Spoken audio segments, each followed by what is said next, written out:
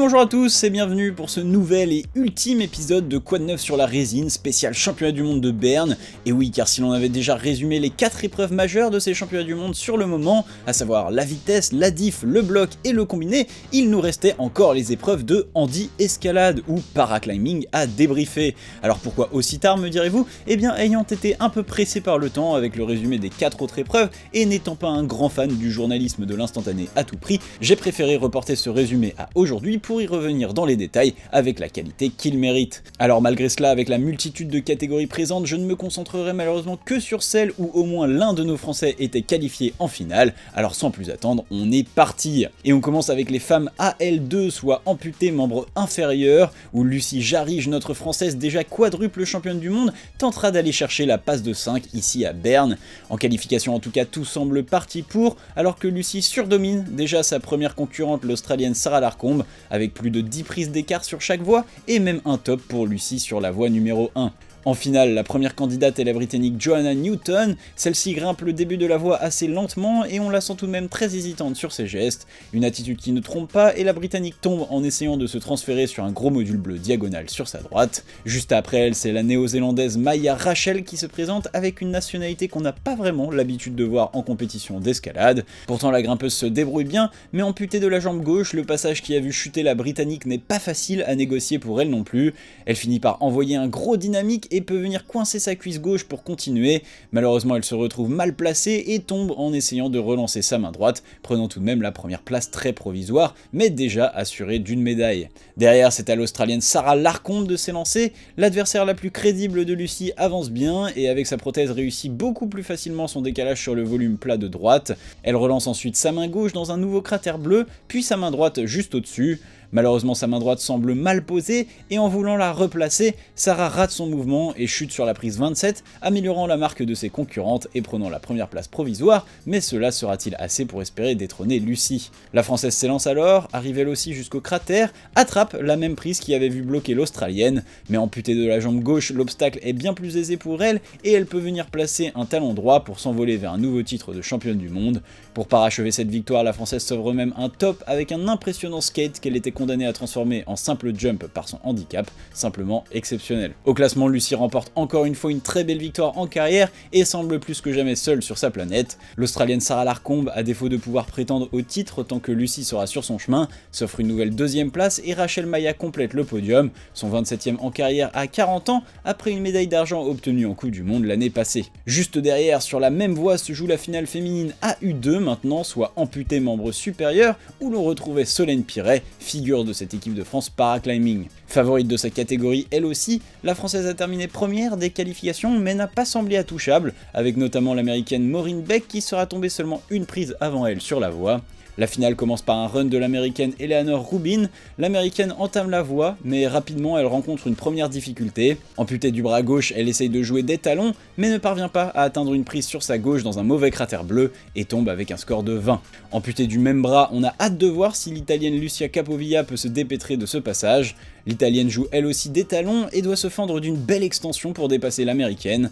Derrière elle continue quelques mouvements et tombe juste avant l'arrivée sur les cratères bleus suivants qui avaient vu tomber l'Australienne Sarah Larcombe dans la catégorie précédente. Un total qui semble encore un peu faible pour venir inquiéter Solène Piret et c'est donc Maureen Beck qui va tenter de rehausser la marque. L'américaine s'élance, passe elle aussi la marque d'Eleanor avec un mouvement presque dynamique, mais arrivée au même endroit que Lucia Capovilla, elle semble également en difficulté. Elle change alors plusieurs fois de bras pour se reposer sur le black violet, puis enclenche, mais là aussi ne peut accrocher la prise avec son bras amputé. C'est donc à Solène de passer. On se dit que la victoire semble largement à sa portée, mais dès le début de la voie, notre Française se fait une grosse frayeur. À peine engagée sur les tout premiers volumes noirs, elle coince la corde en dessus de l'un d'eux et s'en sort d'une manière très peu académique. Enfin, la Française reste stoïque. Amputée de l'autre bras par rapport à ses concurrentes, elle semble beaucoup plus dans le dur au moment d'atteindre le gros module bleu plat juste avant leur marque, ce qu'elle réussit mais pas sans forcer.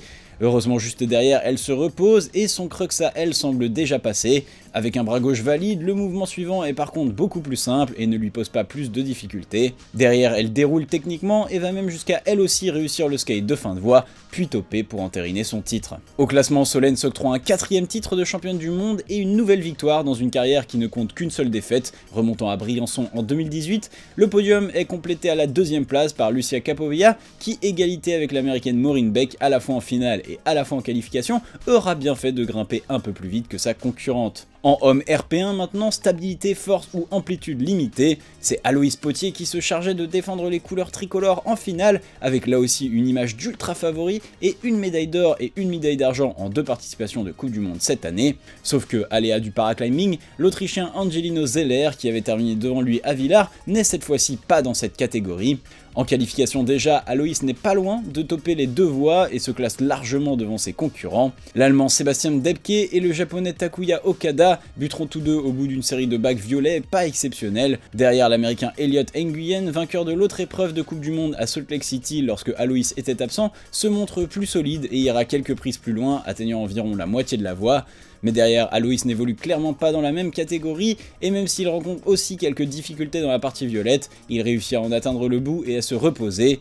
Le Français grimpe ensuite très haut jusqu'à la prise 50, mais arrivé là, il hésite, redescend, se repose, et en repartant s'en mêle un peu dans la corde et tombe. Mais une chute, le titre mondial autour du cou, est toujours un peu plus douce. Au classement, c'est un premier titre en championnat du monde pour le Français de 31 ans. Derrière lui, l'Américain Elliot Nguyen confirme sa stature de dauphin dans la catégorie, tandis que le Japonais Takuya Okada s'octroie la médaille de bronze pour un tout petit mouvement. On termine maintenant en homme AL2, amputé membre inférieur, où notre Français à suivre s'appelait Thierry Delarue, et celui-ci s'avançait aussi en favori pour ses championnats du monde. Fort de 2 médailles d'or en 2 participations en Coupe du Monde cette année, et surtout sans aucune défaite depuis son arrivée sur le circuit en 2018, Thierry avait toutes les raisons de croire au titre mondial. Pourtant, s'il termine bien premier des qualifications, c'était avec bien moins de marge que son collègue Aloïs, et seulement 4 prises de plus en tout que l'Espagnol Albert Guardia Ferrer, champion du monde 2016 de la catégorie. Et d'entrée de jeu, la barre sera placée haute par l'autre Espagnol de la finale, Urko Carmona Barandiaran. Celui-ci grimpe très haut et se repose juste avant d'atteindre la dernière section de la voie surprise jaune. Il repart mais est en difficulté et après avoir atteint un petit bidois, il chute quelques prises avant le top. Juste après, c'est à l'Américain Ethan Zils de passer, lui aussi grimpe très haut, il atteint facilement la dernière partie de la voie, sort du toit, accroche le petit bidois, renvoie la main gauche, semble à quelques centimètres de tomber, mais renvoie également la main droite et tient la compression. Derrière, il est épuisé et est en train un dernier jump désespéré vers la prise 52, mais prend tout de même la première place provisoire. Derrière, les runs du Belge Frédéric Leys et du Japonais Shuei Yuki sont infructueux et s'arrêtent tous deux net, ratant un bac violet en dynamique juste avant la traversée de fin de toit. Ça sent donc assez bon pour nos 2 premiers protagonistes, mais les 2 premiers des qualifications doivent encore passer.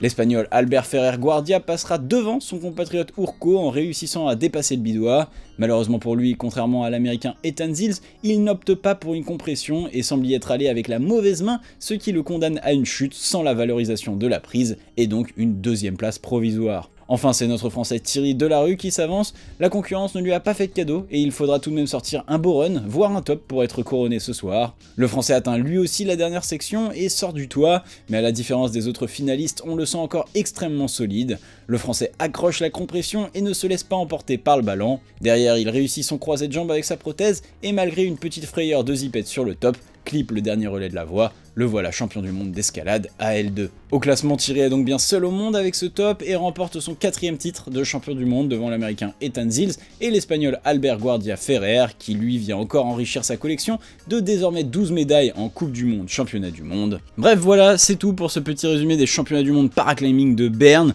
On saluera évidemment la performance de cette magnifique équipe de France qui repart avec un quadruplé doré autour du cou, sans oublier de belles performances dont on n'a pas pu parler aujourd'hui, comme celle de Erwan Livin ou Maxime Meyer en homme AU3 éliminé aux portes de la finale, ou encore Thomas Bastien qui n'aura pas réussi à s'exprimer totalement en homme RP3.